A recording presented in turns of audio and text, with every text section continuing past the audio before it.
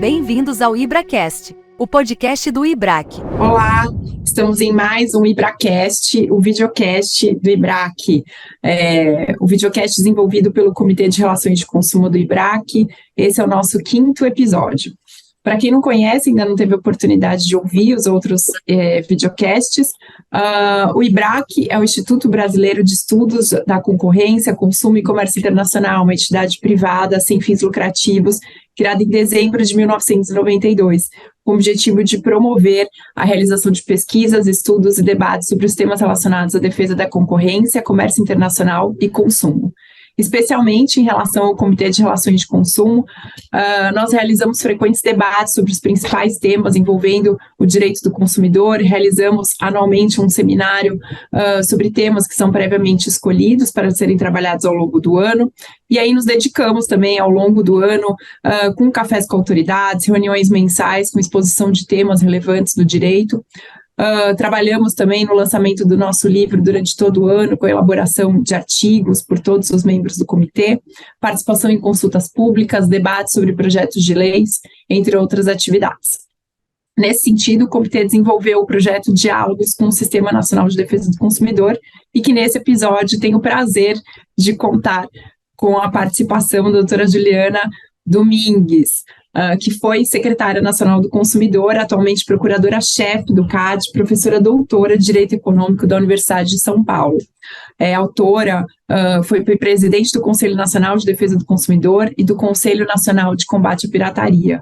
Autora e coautora de inúmeros artigos, coordenadora de livros e prefaciou também a nossa obra do Comitê de Relações de Consumo, publicada pelo IBRAC, a obra Relações de Consumo no Brasil, Temas Contemporâneos.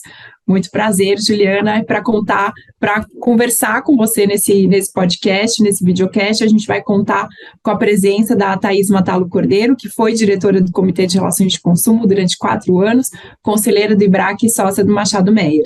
E o Lucas Simão, que é o nosso coordenador de Relações Institucionais do Comitê e sócio do Pinheiro Neto. Muito obrigada, Juliana, é um prazer contar com você estávamos ansiosos para contar com a sua participação no nosso videocast, conversar conosco. O IBRAC sempre foi muito recebido na sua gestão perante a Senacom, então é um prazer imenso, a gente agradece em nome de todo o comitê por ter aceito o nosso convite. Bom, em primeiro lugar, agradecer esse convite generoso, né, do IBRAC, do IBRACast, parabenizá-los aí pela iniciativa.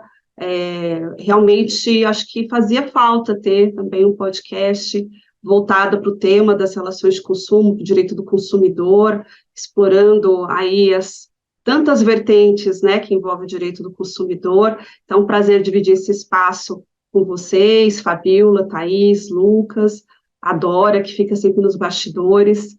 É um prazer muito grande poder voltar a poder falar também um pouco do passado, né? Porque não é um passado tão distante, mas eu acho que em termos de desafio, e eu gostei dessa pergunta, porque eu imaginava um desafio diferente do que eu tive, né? Antes de aceitar o convite, foram poucos meses como diretora do Departamento de Proteção e Defesa do Consumidor, e na sequência já tivemos mudanças ministeriais que foram aí testemunhadas por todos, né? E naquele momento, quando eu recebi o convite, né, para seguir como secretária nacional do consumidor, eu acho que nunca houve um momento tão difícil para alguém dizer um sim, né, porque nós estávamos no contexto de pandemia, né, uma pandemia no início ainda, então pouquíssimo se sabia sobre a pandemia, na verdade, muito era explorado em cima, né, do que poderia acontecer, justamente porque nós tivemos já de início a redução da malha aérea em 94%, né, todas as relações de consumo relacionadas aos contratos de turismo, as viagens que estavam marcadas. Então, eu, como consumidora, também fui afetada, né, eu tive, naquela época, 8 voos também cancelados, e foi, acho que, a primeira vez na história, né, e vocês que vivem a história do direito do consumidor também sabem disso, que nós vimos vulnerabilidade do fornecedor, porque, por mais que eles quisessem, às vezes, resolver alguns temas, não havia um panorama concreto com relação à vacinação, que era um tema ainda discutido, né, a como se proteger, né, a como renegociar esses contratos, Então, foi um desafio muito grande, primeiro porque ele envolveu muita responsabilidade. Nós estávamos lidando com todos os consumidores do nosso país afetados de alguma forma, não teve quem não foi afetado. E, ao mesmo tempo, nós estamos falando muitas vezes de serviços essenciais. E nós também estamos falando de outros temas que já tínhamos problemas e que foram aí maximizados. Então, a situação dos superendividados, né, aqueles que perderam a renda, aqueles que eram os ambulantes, né? Então, quando a gente fala só da cadeia de turismo, que é um exemplo bom, porque você pode ver desde as grandes empresas aéreas até mesmo aquele indivíduo que tinha uma lanchonete na praia, né? E que, a partir daquele momento, ele não tinha fonte de renda. Então, agir naquele momento demandou uma responsabilidade e uma consciência muito grande dos impactos que qualquer decisão pouco estudada e pouco analisada poderia trazer. As consequências poderiam ser nefastas para alguns setores. Se nós tivéssemos adotado algumas medidas que, infelizmente, né, outras jurisdições acabaram até adotando, voltadas a controle de preço, a tabelamento, o cenário seria um cenário muito pior. Então, diante de tudo que nós vivemos, que eu posso olhar para trás e ver, é que, assim, nenhuma medida que foi tomada naquela época eu me arrependo, e nem minha equipe. A gente fez um trabalho muito sério, muito técnico, e eu realmente fiquei surpresa com a motivação da minha equipe naquele momento, porque as pessoas estavam todas muito vulneráveis, né? Os filhos em casa, muitos sem a sua fonte principal de renda, muitos com medo, né? Então tinha uma assimetria informacional muito grande, também com relação aos efeitos do coronavírus. Nós tivemos eu acho que muitos temas ao mesmo tempo. Fizemos uma primeira análise que era de priorizar aqueles que, até pelo consumidor.gov.br, nós conseguimos avaliar, né, o volume das demandas crescendo de forma substancial. Tivemos um cuidado de dialogar com todas as reguladoras, todas, sem exceção, sempre teve diálogo, ainda que alguns temas fossem muito difíceis, né, quando nós conseguimos aí, no movimento que foi também técnico, mas que de convencimento, né, que naquele primeiro momento não precisava ter um reajuste de plano de saúde, no primeiro ano de pandemia, porque realmente as cirurgias eletivas não eram realizadas, né, então os custos foram direcionados muito mais para o SUS, para atendimento daqueles que foram afetados com o vírus. Foi um trabalho que, obviamente, eu acho que naquele momento foi inédito, né, você conseguir isso durante um ano, num contexto tão adverso, né, e óbvio que também algumas questões foram mais ainda prejudiciais, acho que para os consumidores e para todos que estavam ali atentos, né, com esses temas de consumidor, quando nós vimos também não só medidas tomadas que poderiam, de alguma forma, afetar contratos que, naquele momento de renegociação, que nós fazíamos muito, era orientar uma renegociação equilibrada, considerando as duas partes, e, ao mesmo tempo, nós tivemos um aumento muito grande das demandas relacionadas com compartilhamento indevido de dados dos consumidores, porque muitos passaram a usar a internet quase que 24 horas.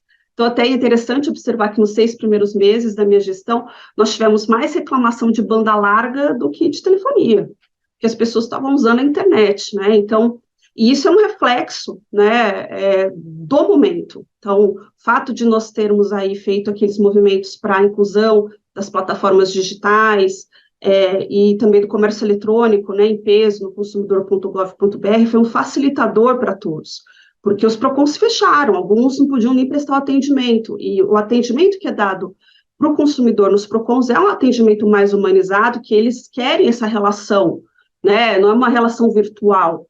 E, naquele momento, isso também ficou prejudicado, né? Call center, né? Os call centers todos fechados. Então, eram muitos temas que, quando eu aceitei o convite, obviamente, ninguém me contou, Eu não tinha esse dado antes de aceitar o convite, né? Mas uma vez que eu estava lá, foi muito interessante, primeiro, ter ao meu lado pessoas que acreditavam no que nós estávamos fazendo, estabelecer metas e projetos, rever as nossas prioridades, porque ali chegavam temas, por exemplo, quando entrou o tema do respirador, né, que nós tínhamos aí um problema de abastecimento, virou um tema prioritário, e não era um tema prioritário do início da minha gestão, né? Então, acho que a gente conseguiu fazer um trabalho que eu acho que o mais importante de tudo foi colocar a Senacom onde ela merecia estar. Ela ter o destaque que ela merecia ter. Né? Muitas pessoas descobriram a Senacom naquele momento, tanto que começaram a chegar temas que não chegavam na Senacom. Então, acho que isso foi muito bacana.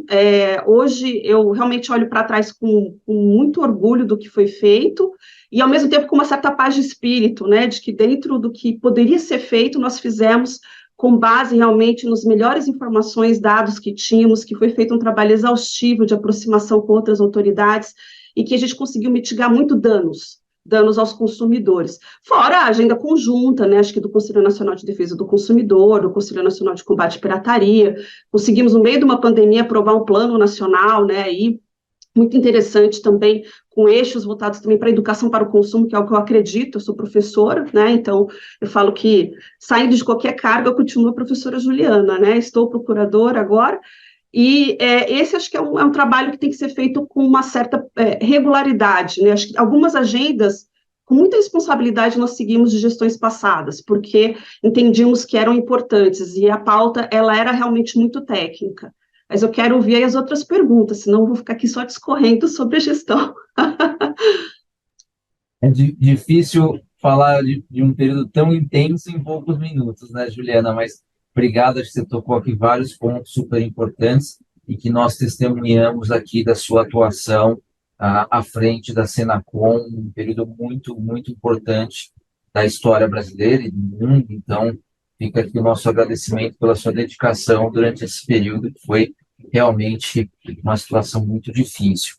E daí, indo para a próxima pergunta, e também para a gente poder beber da sua experiência aqui, que acho que é ímpar no nosso país aqui, que é dessa atuação conjunta, análise conjunta das relações de consumo com o direito concorrencial. Então, nós aqui no IBRAC acreditamos muito nisso, tanto é que o IBRAC é de estudos de direito da concorrência, consumo e comércio internacional, e você tem toda uma carreira acadêmica voltada a esse estudo e tem essa vivência profissional. Então, a pergunta que a gente endereça um pouco é qual o proveito de se estudar o direito do consumidor, o direito das relações de consumo em paralelo ao direito da concorrência, ou seja, quais são as intersecções positivas que um ramo do direito traz ao outro e como fazer essas intersecções para o melhor desenvolvimento da ciência aqui. Certo. É muito interessante que depois dessa experiência na Senacom, muitos pedem para eu falar sobre isso, inclusive no direito concorrencial, né? Todos querem ouvir um pouco também essa experiência, e o que eu digo que é tão interessante observar que o foco da concorrência, que é o consumer welfare, o bem-estar do consumidor, né? Como que se busca esse bem-estar do consumidor? Ele tem uma ligação tão forte, né, com os valores e princípios que nós temos no Código de Defesa do Consumidor, e muitas vezes essa identificação não acontece, porque a concorrência, infelizmente, né, e aqui eu falo com um certo pesar, por ser professora também de direito da concorrência, direito concorrencial, ele ainda é um ilustre desconhecido, né, de boa parte da comunidade jurídica. As pessoas conhecem o CDC e não conhecem a lei de concorrência, a lei antitruste, a 12.529, o que é uma pena, porque existe um instrumental muito grande dentro do direito concorrencial voltado a atendimentos do consumidor, e é pela via da concorrência. Então, primeira identificação que eu acho que a gente tem que fazer sempre, né? Quais são os setores mais demandados no nosso país? Quais são as áreas mais demandadas no direito do consumidor no nosso país? São os setores oligopolizados e monopolizados, tá? Principalmente de produtos e serviços essenciais. Isso eu trago como um dado concreto. Então, vocês podem puxar essas informações com o PROCONs locais, com a Senacom, eu tenho certeza que vai aparecer em primeiro lugar ou segundo lugar, vão estar ali sempre instituições financeiras, ou seja, o setor regulado pelo Bacen, e na sequência vocês vão para a telefonia, né, e depois aviação civil, ou seja, o único setor que tem alguma pulverização e ainda assim precisa ser estudado, e tem sido feito esse estudo pelo direito concorrencial, porque são mercados novos, são as plataformas digitais, né, porque quando a gente vai falar de plataformas, não é verdade que todas concorrem entre si.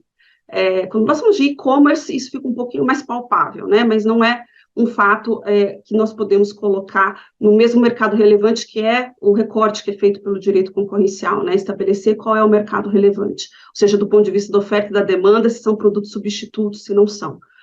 No caso do consumidor, quando nós vamos ver que o volume está voltado, né, nesses setores mais oligopolizados, a primeira resposta é setores onde o consumidor ele não tem produtos que concorrem ou serviços que concorrem, ele se sente aprisionado, muitas vezes, por um ou dois agentes econômicos que, por justamente não ter concorrência, conseguem maximizar seus ganhos e seus lucros, e conseguem, muitas vezes, ignorar, né, os anseios dos consumidores, porque já tem garantido, né, os valores que vão receber, né, diante desse, que é o efeito que a gente fala que é o efeito lock-in, né, o efeito de aprisionamento. Então, o que eu acho que é interessante, foram pautas trabalhadas também à época, e eu gostei muito de poder trabalhar nisso, né, por exemplo, Open Banking, portabilidade, gente, do setor financeiro, a gente nunca imaginou isso, eu lembro como foi revolucionário quando fizemos isso na telefonia, né, eu acho que esse é um bom exemplo, porque eu fui da geração que, né, enfim, teve só a Embratel como uma prestadora de serviço, e depois,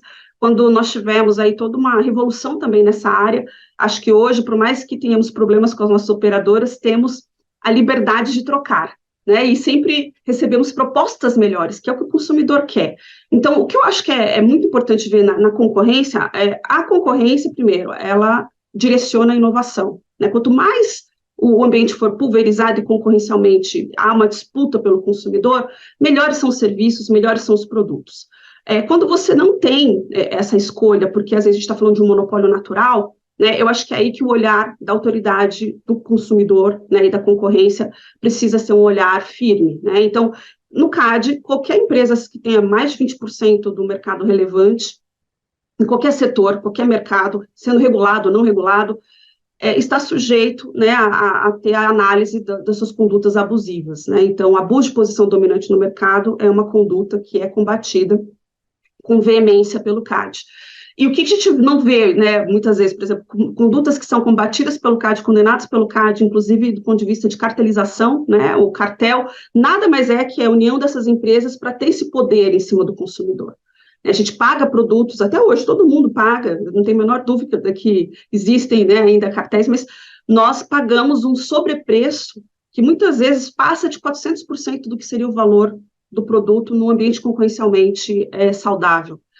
Isso são estudos da OCDE, né, não sou eu nem dizendo para vocês, então, existe sim um espaço muito importante, que eu acho que, por exemplo, as associações de consumidor, elas têm que enxergar nessas atividades do CAD também uma possibilidade de conseguir o atingimento, né, daquilo que buscam, que é uma proteção efetiva dos direitos desses consumidores. Esse diálogo com a autoridade é importante. É interessante que a gente vê muito esse diálogo hoje, por exemplo, com a autoridade de proteção de dados, a NPD, que também tem esse papel, né, quando a gente vai falar principalmente de compartilhamento indevido de dados dos consumidores, porque quando veio, por exemplo, o tema do Open Banking, nos senões, né, que nós colocamos, as preocupações que nós tínhamos enquanto o Senacom, à época, era justamente isso, a transparência para o consumidor, informação adequada com relação ao que é compartilhado, ao que não é compartilhado, e todos nós aqui como consumidores, nós sofremos com essa falha de comunicação, né, essa informação que não é tão qualificada, e que no direito concorrencial a gente trabalha, que é para mitigar a assimetria informacional, que é justamente isso, né, então tem essa visão da concorrência também voltada a mitigar a assimetria de informação.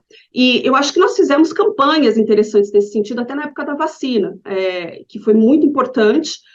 Naquela época, eu acho que nós vimos o seguinte, como as pessoas estavam muito imersas na internet, elas ficaram muito expostas a informações de má qualidade, né? Então, o consumidor, ele ficou muito exposto, aquele também que não tinha muita facilidade com o ambiente digital, clicava em links que levavam à compra de produtos e serviços que nunca existiram, caiu em golpes, compartilhavam seus dados e informações, aí você tinha um efeito cascata, né, desses dados começarem a ser circulados, e aí você ter esse consumidor desesperado, né, porque estão lá com sua conta bancária exposta, seus dados de cartão de crédito. Então, fazer esse trabalho todo, eu acho que foi interessante, para mostrar também essa transversalidade dos temas, né? Porque esses temas vão ser tratados pelo direito do consumidor, mas muitos desses temas podem ser tratados pelo direito concorrencial, né? Tanto que acho que aquele caso do WhatsApp, de privacidade, que teve a atuação da Senacom com o CAD, com a NPD, com o MPF, mostrou isso, né? E mostrou, inclusive, que essa atuação conjunta teve mais força, porque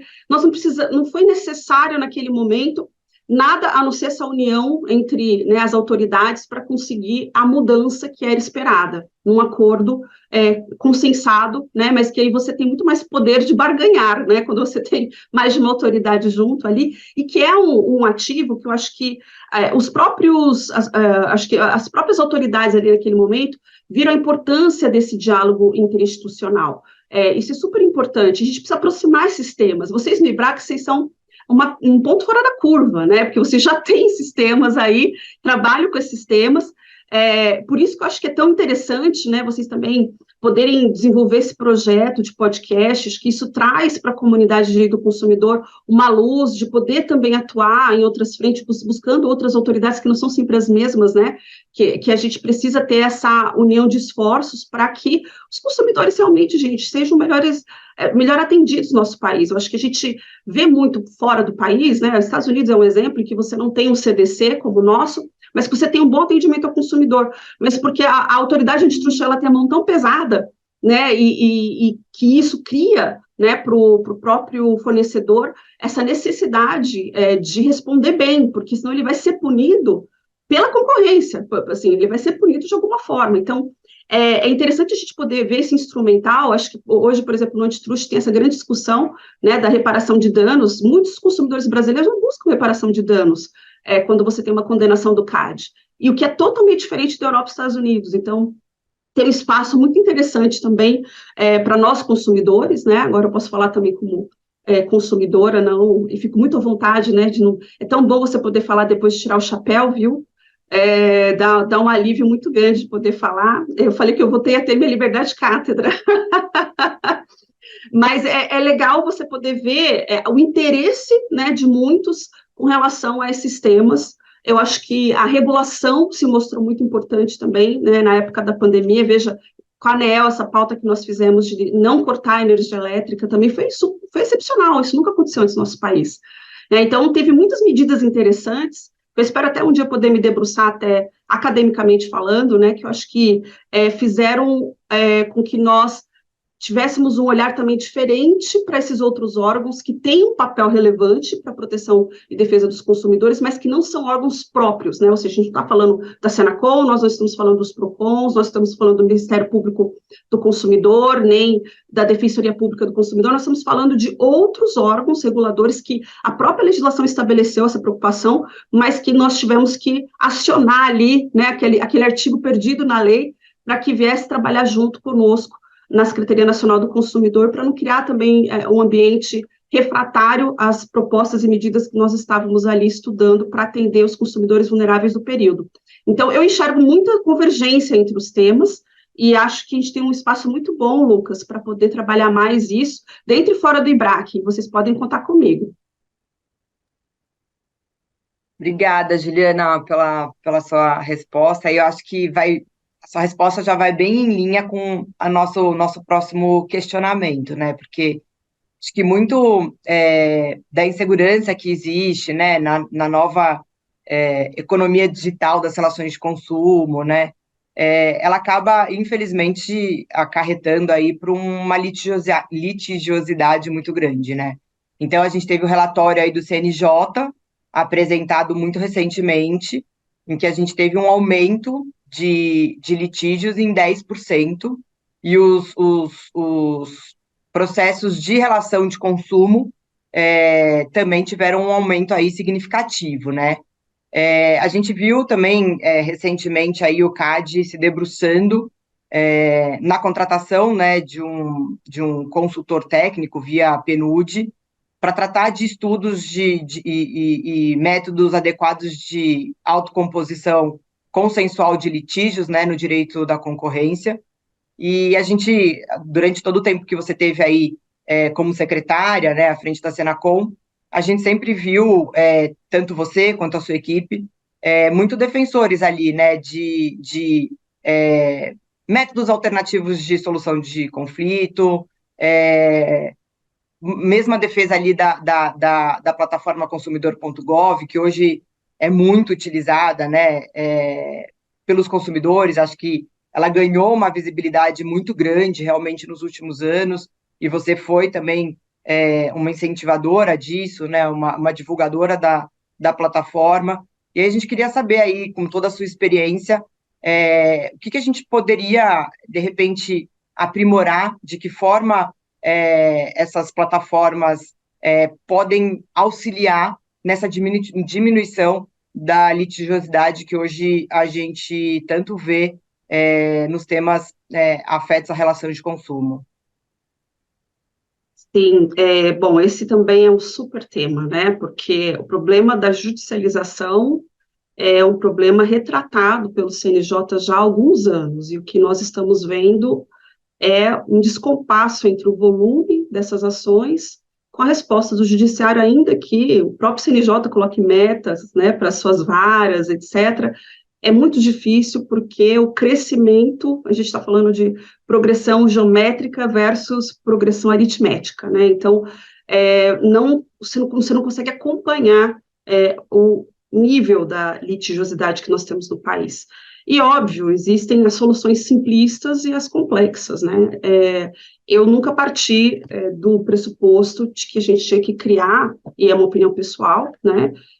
Criar pretensão resistida para o consumidor. Eu acho que não é esse o caminho, mas, ao mesmo tempo, nós temos outros caminhos que precisam ser bem explorados, né? Então, pequenas demandas são muito recorrentes no direito do consumidor. A Senacom, por exemplo, ela tem competência federal, né? Nós já vivimos aí, já testemunhamos alguns momentos que algumas demandas foram levadas, né, à Senacom, que realmente eram grandes demandas, né? Então, ao final, você tem a sanção administrativa, mas o que é feito com o valor dessa sanção administrativa? Ela vai para o Fundo de Direitos Difusos, ela é direcionada a projetos, e aí a gente tem aquela pergunta que é a interrogação, mas e o meu direito individual? Né? Então, o seu direito individual, o consumidor.gov.br, obviamente, é um instrumento muito importante, que realmente eu tenho orgulho em dizer que a gente fez um trabalho maravilhoso nos 2 anos e meio que eu estive na Senacom para maximizar essa plataforma, né? Ela alcançou níveis nunca imaginados e foi muito importante também, inclusive o trabalho que BRAC fez para divulgar o trabalho que nós estávamos fazendo naquele momento, porque para as empresas era interessante conseguir reduzir as demandas que estavam chegando naquele momento, e, ao mesmo tempo, hoje, é uma pauta que nós vamos ver daqui em diante, é a pauta do ISD, né? Então, assim, a empresa que se diz uma empresa ISD, ela não pode atender mal o consumidor, né? Assim, em primeiro lugar, a gente está falando de um direito que é considerado direito humano, né? Então, só isso já traz para o direito do consumidor uma importância muito grande. Independentemente disso, eu acho que ele também navega, né, para outras questões. Você veja que dentro do trabalho que foi feito para a priorização da lei de superendividamento, né, para aprovação do projeto e depois da lei, a lei, ela traz instrumentos voltados à sustentabilidade, então, que também vai para o I, né, do ISD, e mesmo na lei, você veja que a gente tem um passo a passo para conseguir renegociar dívidas, já era algo super necessário, que era feito de formas diferentes. A gente está falando realmente, gente, é meio desarriscado falar que a gente vive num país continental, mas vivemos em um país que tem diferenças muito grandes, né? Vocês sabem que na época que eu estava na Senacom, eu tive uma coordenadora que fez um trabalho de campo, né? Ela que é diplomata de carreira, ela foi em todos os estados da nossa federação, sem exceção. E ela fez um relatório que é algo, assim, incrível, as diferenças. O atendimento que é dado em cidades do interior do Acre, em que você só chega, gente, com canoa, né, e que ali o PROCON é o lugar em que aqueles vulneráveis, que às vezes não têm energia, né, então imagina falar de internet ali naquele momento, eles têm o refúgio para conseguir realmente ter um caminho para garantir os seus direitos ou para poder renegociar um contrato, né? Então a gente está falando de diferenças sociais, diferenças regionais que têm que ser consideradas. Quando a gente vai falar de autocomposição, né, métodos adequados de solução, né, de litígios, nós temos que ver o quanto que também essas questões são levadas há alguns PROCONs já que historicamente têm um trabalho voltado para mediação de conflitos. Eles fazem um trabalho ali de conciliação, de mediação, muitas vezes, reduzindo também esses litígios, né? Então, é interessante que eu vi um trabalho muito bonito feito pelo PROCON de Jundiaí, em Budas Artes, em que eles têm um trabalho de inclusão digital do consumidor, ou seja, você tem totens em que o primeiro atendimento que é feito pelo PROCON é sentar com o consumidor, entrar no consumidor.gov.br, ver se a empresa que ele precisa, né, ou quer resolver o seu problema, né, direito do consumidor está lá. Eles ajudam a, primeiro, incluir esse consumidor na plataforma, para depois registrar a demanda, e se em 10 dias não resolver, aí eles voltam lá para abrir o procedimento administrativo. Olha que trabalho incrível, né? E isso reduz, obviamente, a litigiosidade, né? E você está incluindo também um lado social e humano importante, que é considerar esse consumidor que muitas vezes não tem acesso à internet na casa dele, né? Infelizmente, a gente tem que entender que ainda no nosso país a gente não tem realmente, né, toda a população com esse acesso, né, que nós temos hoje, tanto temos que estamos aqui gravando esse podcast. Mas é legal pensar nesse tema da seguinte forma: todos nós vamos chegar à conclusão, porque o judiciário já chegou, né, nós consumidores chegamos, e vocês que advogam sabem, né, o quanto que a gente luta para não ter que entrar com uma ação pessoal. A gente sabe o desgaste que é você entrar com uma demanda, qualquer que seja essa demanda, ainda que vocês sejam advogados especializados em direito do consumidor, eu tenho certeza que vocês lutam para não ter que chegar a esse ponto, né? Então, quando você vê aquelas demandas muito repetitivas, o que me faz assim, compreender primeiro o cenário é que estamos falhando na nossa educação jurídica, né? Porque todos nós fomos treinados para litigar e não para compor. É um fato. Eu venho dessa geração, né? Minha geração que entrou na faculdade anos 90 foi treinada para litigar. Ninguém falava de métodos adequados. Não na minha faculdade, era uma coisa muito pontual, alguma coisa de arbitragem, que era muito novo. E agora a gente está vendo o seguinte: bom, o judiciário não vai ter condições de lidar com todos esses temas. O que a gente consegue resolver aqui? Por exemplo, em volume, tem experiências maravilhosas. A ANEEL está fazendo um trabalho maravilhoso para demandas que são repetitivas e que têm o mesmo tipo de... Praticamente só muda a parte da requerente, né? Você vai assim, o requerido é a mesma, e você tem ali a demanda repetitiva. Eles estão fazendo câmaras para tentar realmente dirimir essas demandas sem ter que movimentar o judiciário, né? A gente consegue fazer em outras áreas? Acho que sim, acho que conseguimos. E eu acho que o CNJ... ele pavimenta um espaço muito bom para isso, porque eles querem essa redução, eles querem deixar para a magistratura temas que realmente valham esse esforço do magistrado, né? E, ao mesmo tempo, a gente tem que mudar uma cultura, que eu digo que não é uma cultura que foi estabelecida em pouco tempo, é uma cultura muito antiga, do litígio pelo litígio, né? Assim, se você pensar nos custos do processo, o quanto que isso vai movimentar realmente a máquina pública. Eu li uma pesquisa que foi orientada pelo ministro André Mendonça, muito boa, né, do magistrado, mostrando que só para um tipo de dívida da Fazenda Pública, o custo que se tinha com cada processo não pagava, gente, 1/20 do que se gastava na justiça toda, né, para movimentar aquelas demandas, que algumas demandas, se você for pegar o custo do processo individual, né, a demanda em si ela é muito mais custosa para o judiciário do que o valor que está se esperando ter de reparação por aquele movimento que é feito, né, que muitas vezes poderia aí ser solucionado de formas diversas. Então, eu sou uma entusiasta... E mais do que isso, né, Juliana, até te interrompendo, se você for olhar o relatório do CNJ, a gente destina 1,2% do PIB para pagamento de poder judiciário, né? E, enfim, todo o aparato ali do judiciário. Que se você for fazer uma análise comparativa, não existe lugar no mundo em que você tenha 1,2% do PIB destinado a essa finalidade, né? Você verifica 0,3%, 0,4% em alguns países, mas assim, 1,2% realmente... E aí eu acho que é um ponto que você está trazendo que é muito importante, né? Que às vezes o consumidor, ele analisando individualmente, né, aquele caso só dele e etc., ele não consegue enxergar esse impacto, mas no fim do dia, quem paga somos nós, né? Eu acho que é a economia do país, eu acho que é isso que acaba acontecendo no fim do dia. Sim, eu acho que é muito interessante ter essas câmaras em juizado especial cível, né, que já tentam de alguma forma direcionar, mas eu acho que há um espaço muito grande para se fazer isso, né, e criar mais fóruns para que você consiga dirigir essas demandas. Acho que o tema das ODRs, né, das plataformas de solução de litígios, é um grande tema internacional, né? O consumidor.gov.br virou um grande exemplo internacionalmente, mas veja, existem hoje, né, por exemplo, o Mercado Livre tem um próprio dele, né, que eu sei que desenvolveu ali como um canal, e que, veja, um exclui o outro, né, então, não resolveu por um, pode... Na verdade, a justiça, ela tem que ser multiportas, né, e não sei por que muitos criaram um conceito de que justiça é acesso ao judiciário, e não é, né, você pode obter a sua reparação de outras formas, e eu acho que as empresas, a gente tem aqui um fator muito positivo que pode ser usado, né, eu falo nós como consumidores, né, quem defende políticas públicas de proteção e defesa do consumidor, que hoje as empresas estão muito preocupadas com a questão da imagem. E quando você tem um dado concreto de uma plataforma oficial do governo dizendo que você não está atendendo bem o consumidor, isso é um problema muito grande. A gente tinha grandes empresas demandadas na plataforma, mas que algumas resolviam 97% das demandas.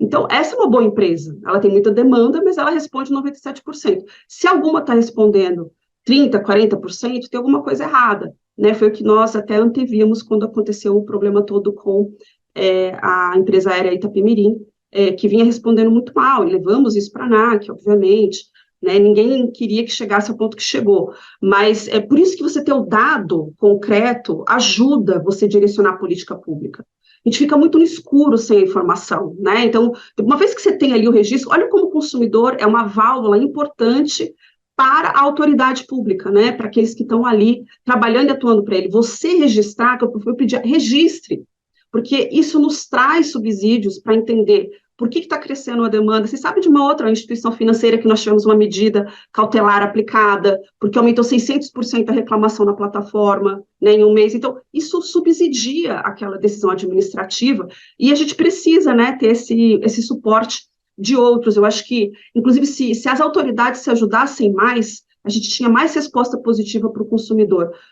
Se há alguma coisa que eu vi que no direito do consumidor me deixou um pouco entristecida, foi, às vezes, uma necessidade de protagonismo regional para alguns temas, sendo que poderia ser feita uma atuação conjunta com um alcance muito maior, ou seja, com a proteção que nós daríamos juntos seria muito maior, e para uma quantidade de consumidores substancialmente superior naquele período. Mas são questões humanas também, né?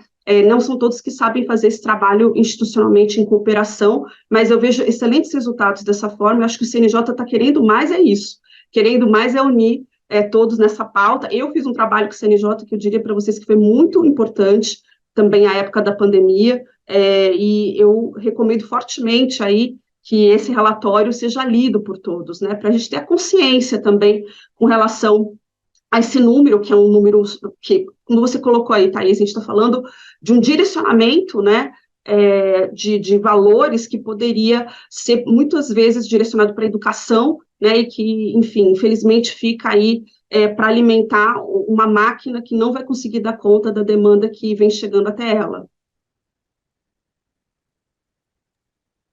Obrigado, Juliana.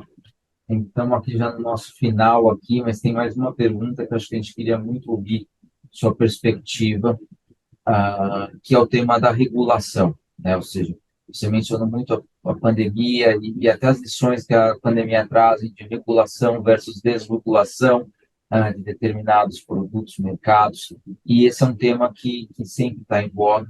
Por exemplo, hoje, com a inteligência artificial, se discute a necessidade de uma regulação da inteligência artificial, ou seja, como que essas novidades, ou seja, a gente sempre tem novidades, ou seja, digitalização da economia, ou seja, o quanto, na sua visão, a regulação é importante, o quanto a desregulação é importante em determinados momentos. A gente queria ouvir um pouquinho a sua perspectiva nesses tópicos.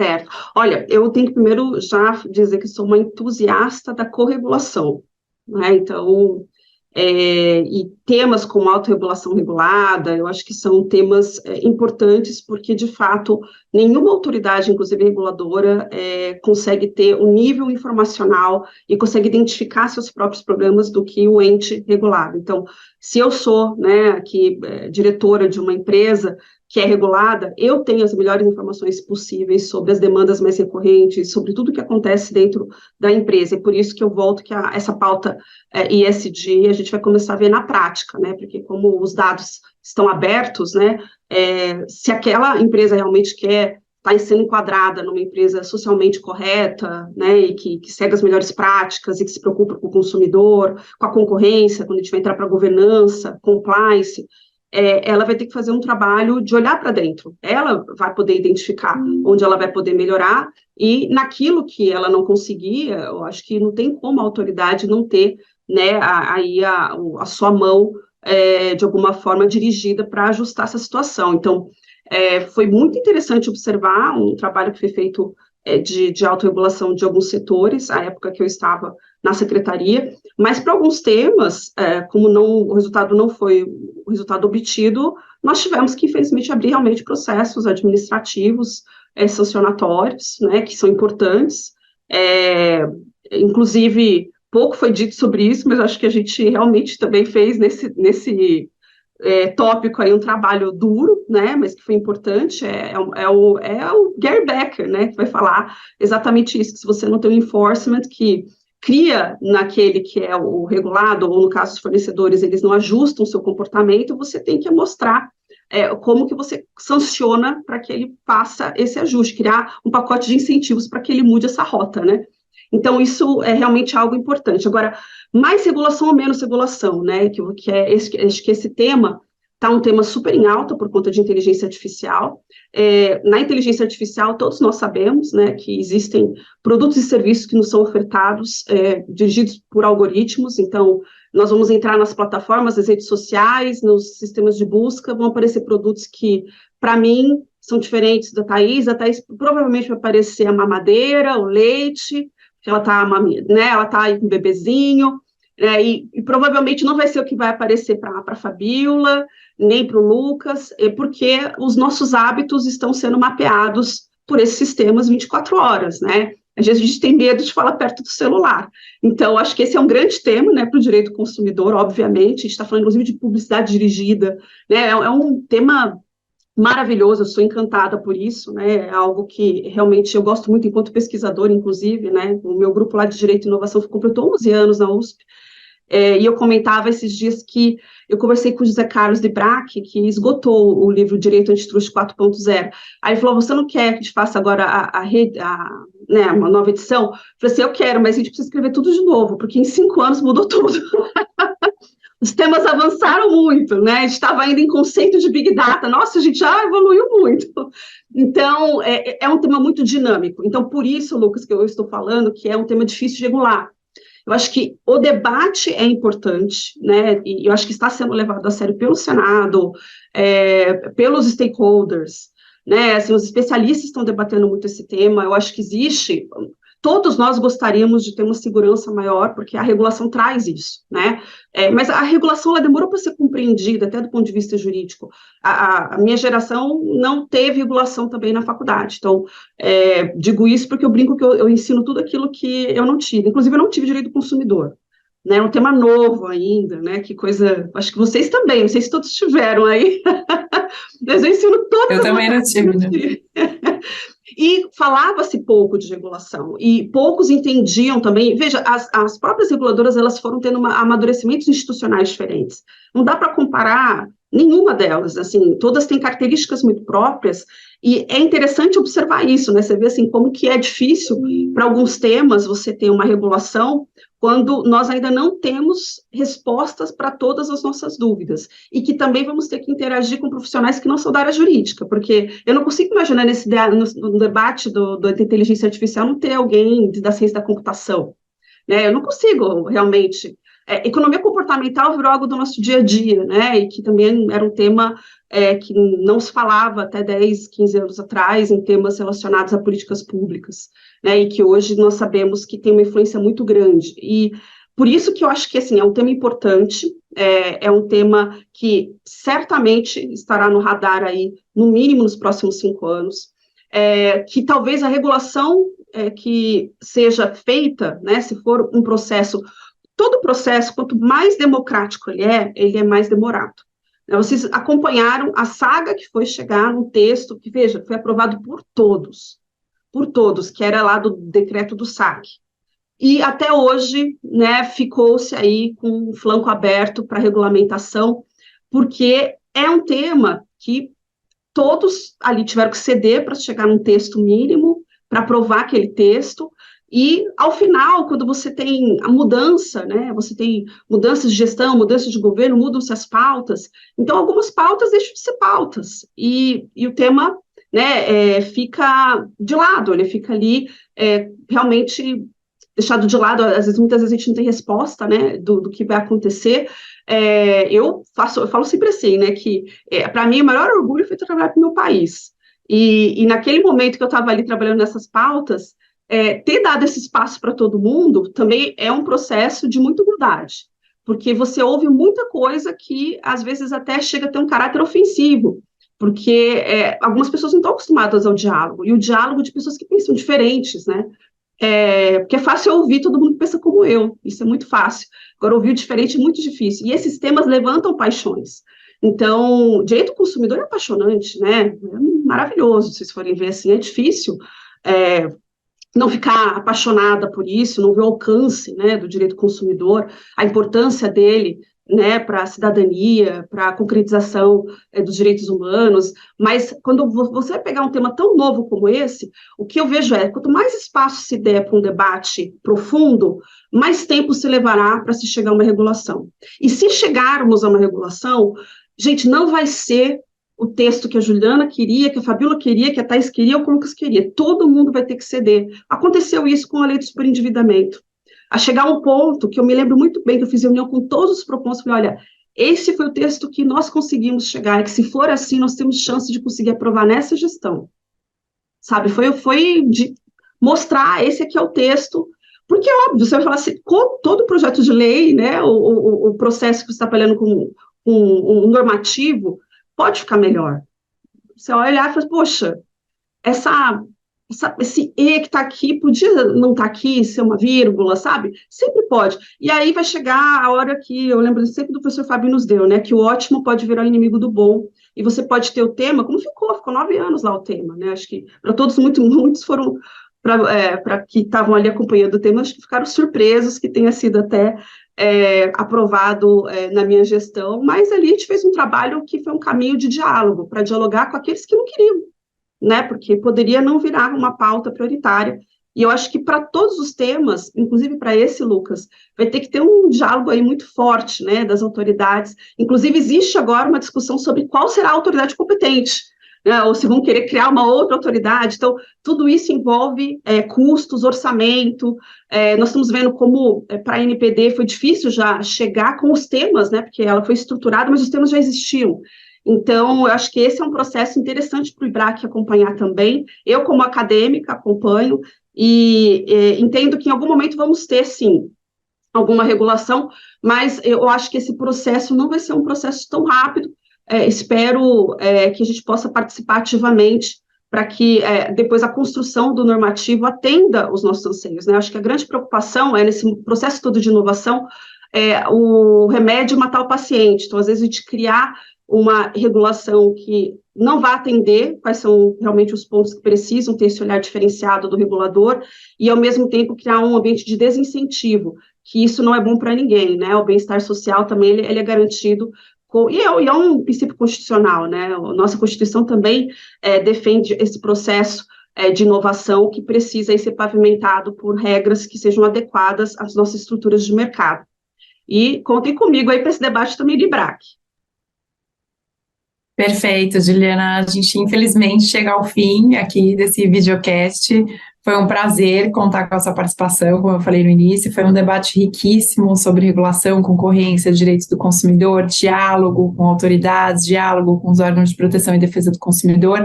Nós somos a prova de que realmente na sua gestão houve muito diálogo, sempre recebeu o IBRAC de braços abertos, né? Sempre deu muita credibilidade para o trabalho do Comitê de Relações de Consumo, a quem eu deixo novamente o agradecimento em nome do comitê. Então, a gente espera contar, como a gente sempre contou, em outras oportunidades para continuar esse debate entre consumo e concorrência, que é um tema, como, né, a gente colocou aqui, como o Lucas colocou, que é muito rico para o IBRAC, que faz parte da discussão do IBRAC, e se vê em outras oportunidades. Então, deixo também, relembro para os ouvintes, para quem está acompanhando, que esse ano a gente vai lançar o livro sobre inteligência artificial nas relações de consumo, muito polêmico, né, como você já colocou aqui. Qual será a regulação, se vai vir, se não vai vir, como será? Muitos falam que está caminhando devagar, outros falam que está caminhando muito rápido, né, que não precisa de caminhar tão rápido, que a gente pode ir com calma. Então, realmente é um livro que foi o tema que a gente escolheu esse ano para trabalhar. Eu passo a palavra para vocês se despedirem também. Juliana, é sempre uma aula quando a gente tem você por aqui. Compartilhamento do seu conhecimento, das suas informações para a gente é sempre um prazer muito grande. Obrigada mais uma vez por você participar, colaborar aqui dos nossos projetos, das nossas iniciativas. Você é uma grande incentivadora e a gente só tem a agradecer por isso. E fica a dica também aqui para os nossos ouvintes que no tema de regulação nas relações de consumo, a Juliana junto com a Isabela, elas coordenaram um livro super bacana. Eu achei que a Juliana fosse fazer o jabá na fala dela, né? Mas já que ela não fez, por humildade, a gente faz aqui. Então, é um tema, um livro muito bacana aí, muito, muito importante para a gente que atua aí na área. É um livro referência. Então, mais uma vez, Juliana, obrigada. Queria aproveitar também para agradecer Lucas, Fabiola e Dora aqui nos bastidores, pela parceria e pela participação em mais esse IBRAcast. Eu que agradeço, viu? Parabéns mais uma vez por esse projeto, parabéns pelos temas que vocês estão escolhendo, e muito obrigada aí pelo jabá institucional do livro. Eu fiquei mais contente de ter vocês no lançamento do livro do que até com a propaganda. Saiba que tem um grande valor para mim, eu respeito muito o trabalho que vocês realizam, viu? Muito obrigada.